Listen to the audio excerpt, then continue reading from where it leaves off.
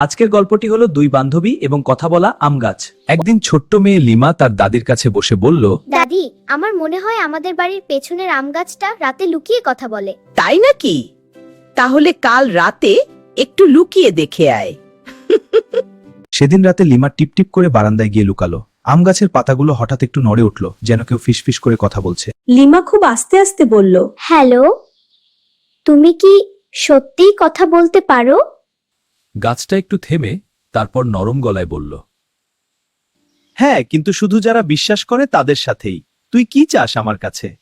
আমি চাই আমার বন্ধু মিমির জন্য একটা স্বপ্নের ফল দিতে। ওর খুব ইচ্ছে একটা রঙিন পাখি দেখতে, কিন্তু ওর চোখে দেখে না। আম গাছটা তার ডাল নাড়িয়ে হাসলো। ফলটা হাতে নিয়ে লিমা দেখলো ভেতরে ছোট ছোট রঙিন পাখির ছবি উঠছে। পরদিন সকালে লিমা ফলটা মিমির হাতে দিল। মিমি ফলটা ছুঁয়ে হঠাৎ হেসে উঠল।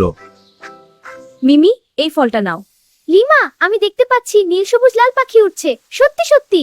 সেদিন থেকে আম গাছটা আর কখনো কথা বলেনি।